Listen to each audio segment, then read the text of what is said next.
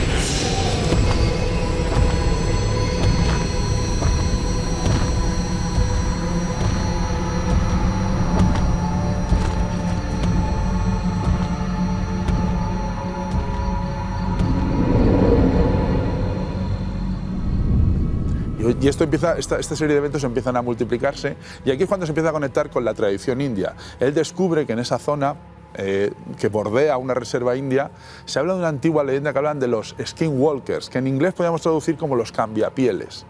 Y descubre que hay una tradición y una leyenda que dice que una tribu Ute, que vivía en toda esa zona, que recogía esa zona, habían tenido un conflicto con los navajos, y los navajos habían invocado una especie de brujos que se llamaban skinwalkers, cambiapieles, que tienen la facultad de convertirse en cualquier animal que ellos quisieran, ¿no? Entonces él empieza a temer de que a lo mejor estas entidades pues son las que están... Él se pone a indagar sobre esto. Sí, sí, sí. Y por cierto que en la zona, claro, sí, tenemos hablando de Utah, toda esa iconografía fabulosa, que por cierto, don Vergel, ocurría también en el Área 51, que yo lo grabé. Resulta que, claro, las tribus nativas de la edad de piedra de allí dejaban perfectamente sus símbolos, mitos, en lugares donde luego ha llegado la tecnología y el misterio. Es curioso. Y luego empiezan a sospechar que a lo mejor pues puede ser que el rancho esté en una zona sagrada que la que ciertas tribus no se adentraban, ¿no? Y entonces él empieza poco a poco a ponerse en guardia frente a esta sucesión de incidentes, porque más allá empiezan a haber luces, empiezan a haber ovnis, y bueno, empieza a ser en los cenáculos parapsicológicos y ufológicos estadounidenses, se empieza a hablar del rancho Skinwalker. Y aquí se produce, este señor que no tiene ninguna inquietud por lo paranormal, a los 2 años decide vender el rancho por un precio mucho más debajo del de mercado a un potentado industrial estadounidense que nosotros, que ahora mismo vamos a ver la conexión que tiene esto con muchas cosas, que es Robert Bigelow.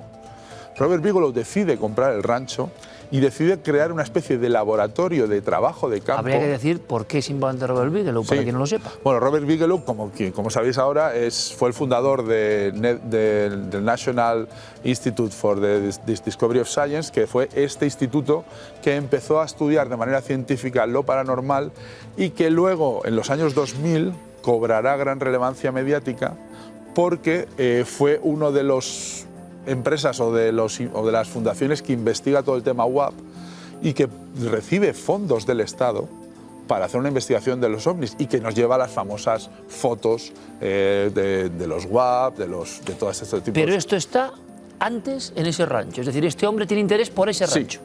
Él considera que este es un sitio donde puede hacer una investigación científica de lo paranormal. De hecho, la investigación sigue estando clasificada, pero sí que sabemos que luego se conecta con todo el fenómeno UAP y los avistamientos del Nimitz y todo este tipo de avistamientos, que él recibe fondos para hacer un estudio científico. Y no se lleva cualquiera al rancho. Estamos hablando que al rancho acaban llegando Jacques Vallée, el santo y seña de la ufología más rigurosa y parafología científica. Estamos hablando que va John Mack, premio Pulitzer, del cual hemos hablado aquí, y uno de los grandes psiquiatra y uno de los grandes investigadores del fenómeno de la abducción, y nada más y nada menos que Van Hopkins también, ¿no? Entonces vamos viendo cómo él va armando un equipo. Grandes superstars del misterio están ahí, van ahí. Y aparte de un equipo multidisciplinar, con inversión en tecnología y donde empiezan a intentar registrar y recoger, documentar las anomalías que se están produciendo en esta. ¿Qué consiguen, don Vergel? Bueno, no ha trascendido mucho y parece ser que sí que había algún tipo de actividad, pero no lograban, esto te sonará, ya sabes, lo árido de la investigación parapsicológica y paranormal, no llegaban a nada concluyente, pero aquí hay un elemento curioso que hay que añadir al rancho. Les pasaba como nosotros, más o menos, ¿no? Pero había un elemento más. Y esto es algo que sí que se lo han reportado, ya lo reportaba la familia Sherman y lo ha reportado mucha gente detrás. En esa zona hay una especie de interferencia a nivel campos magnéticos que la tecnología deja de funcionar o no funciona de manera adecuada. Ellos decían, por ejemplo, que avistaban luces en el cielo, pero los radares no registraban nada, no salían en cámara, ¿no? Entonces empieza a verse la idea de que a lo mejor está ante algo que es una dimensión que también tiene que ver más con una realidad objetiva, con una dimensión parapsicológica o con estas famosas zonas ventanas. ¿Y dejan de investigar? No, siguen investigando desde 1996 hasta 2004. Esa información todavía sigue clasificada, pero no parece que haya trascendido ningún avance. Y desde entonces, de 2004 hasta 2016, el rancho sigue en manos de Bigelow, pero ya la actividad o lo que se considera la investigación más de campo no parece que trascienda ni que haya ningún avance. ¿Y por qué es tan buscado?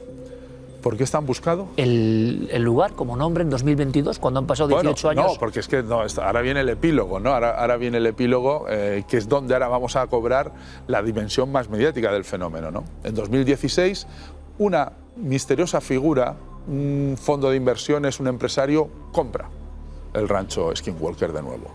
Había habido cierto repunte mediático, hay una película del año 2010, había alguna que otra leyenda, de hecho la gente que conocemos un poco este mundo y estas investigaciones sí que sabíamos del rancho Skinwalker, que por cierto se llama Skinwalker por la leyenda, era el rancho de los Sherman, ¿no? Empieza a cobrar cierta notoriedad, pero en 2016 entra esta nueva figura que a mí también me parece un poco señal de los tiempos, ¿no? Si hablamos antes del Área 51, que la investigación la llevaban a cabo grandes agencias gubernamentales, aquí es muy curioso como los dos investigadores son dos empresarios privados y ambos del sector inmobiliario, ¿no? Uno que viene del sector hotelero como Bigelow y ahora aparece Brandon Fugger, que es un nuevo, a la gente habla de él como una especie de Bruce Wayne, ¿no? Es una especie así de figura con cierta querencia mediática, es un empresario de enorme éxito, con inversiones inmobiliarias, inversiones financieras, que de nuevo, como Bigelow, que también venía de otro tipo de sector, decide que quiere hacerse con este rancho y quiere llegar a probar si las anomalías que allí se producen son reales, ¿no? ¿Y? Bueno, él empieza con cierto rigor, él empieza hablando, en principio hay que decir que él no da a entender, no desvela su identidad, sino que va jugando, la gente se habla de que ha sido comprado, ¿no? Y decide que va a empezar a investigar las anomalías. Él hace una frase que a mí me hace mucha gracia, que dice que él no quería ir a ninguna caza de gamusinos, ¿no? Que no quería perder el tiempo, ¿no? Y de nuevo, pues empieza a armar un equipo para intentar investigar esto. Se repite la historia X años después. Pero con una nueva capa de espectáculo. Hay que reconocer que estamos en Estados Unidos y es aquí cuando en paralelo ya se empieza a ver que él lo que realmente también le interesa hacer es, en paralelo, en colaboración con History Channel, pues hacer una especie de reality o de show que vaya a demostrar un poco cuál es la realidad de este fenómeno. Claro, ahí que ya entramos en, como hablábamos de aquel célebre programa soviético o ruso, entra la televisión y, amigos míos, cuando entra la televisión ya la cosa se complica siempre. Pues imagínate, como antes hablábamos de la aridez de la investigación paranormal, imagínate 4 temporadas.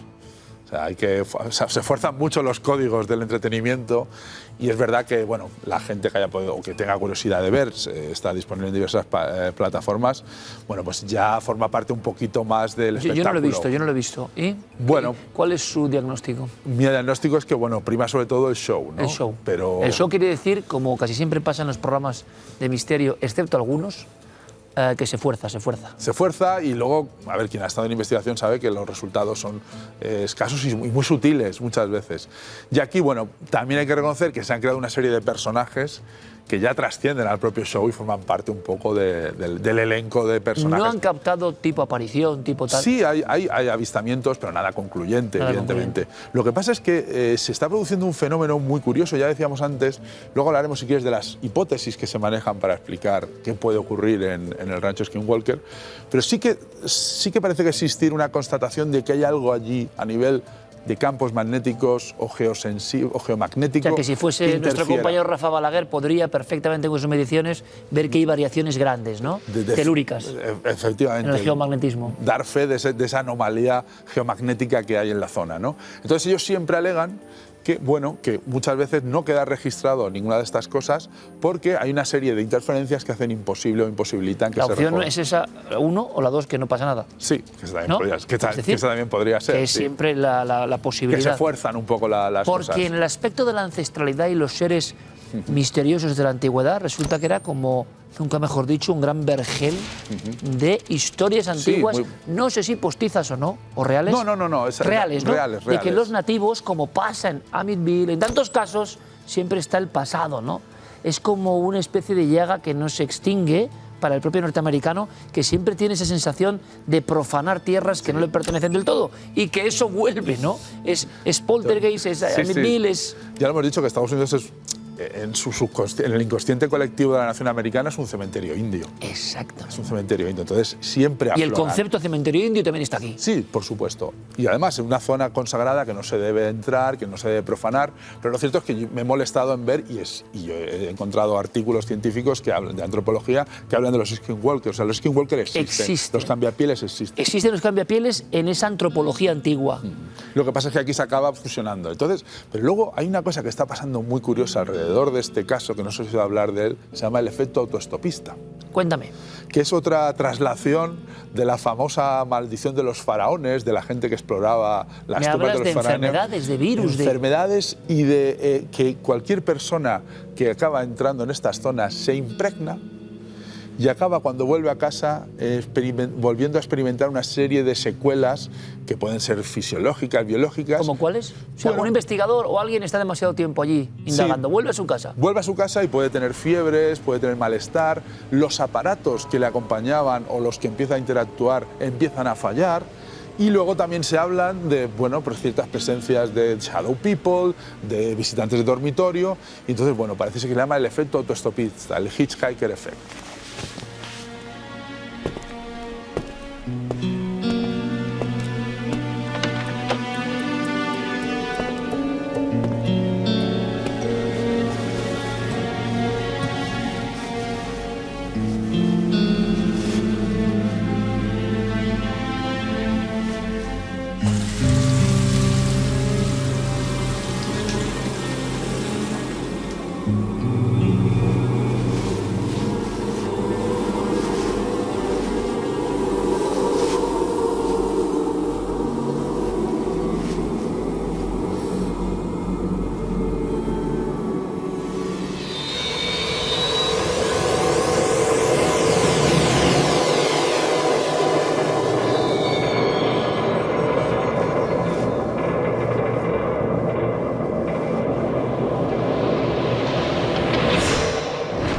Y ahora mismo, como tú ya sabes, evidentemente el espectáculo no ha terminado ahí. Ahora mismo ya se están hablando de tours, no se puede visitar, pero sí que existe alrededor de la zona multitud de tours de gente que va con todoterrenos, se está intentando ver, ya lo hemos dicho, es uno de los lugares más buscados en Google Maps, poder vislumbrar qué ocurre en estas 4 o 5 casas, son 4 o 5 graneros y cobertizos, unas empalizadas, y allí pues... Que no hay, o sea, no tiene ningún valor ni estético ni artístico, ¿no? No.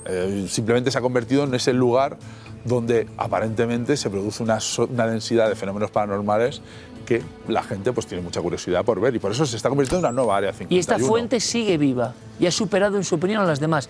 Ojo, esto es interesante, tiene elementos concretos que la hacen especialmente viralizadora, de vídeos, de comentarios, porque si no, no impregnas a la gente, ¿no? No, bueno, también tenemos que entender que aparte de la cultura de Internet, la presencia del show, del reality, del Skinwalker a nivel mediático está teniendo una gran influencia, ¿no? De hecho, ese 2022 coincide con el estreno de, no sé, de la segunda temporada, ¿no? Entonces, bueno, a día de hoy se ha convertido, pues eso, en una especie de epicentro de lo paranormal en Estados Unidos. Una historia que empezó más o menos seria, como empiezan muchas historias de Estados Unidos, con intervención de investigadores serios, pero que de pronto ya el show business entra de alguna manera, ¿no? O sea, tiene todos los componentes de una historia americana. Totalmente. En cuanto a las apariciones, la más terrorífica, la que más le llama la atención, el ser que más...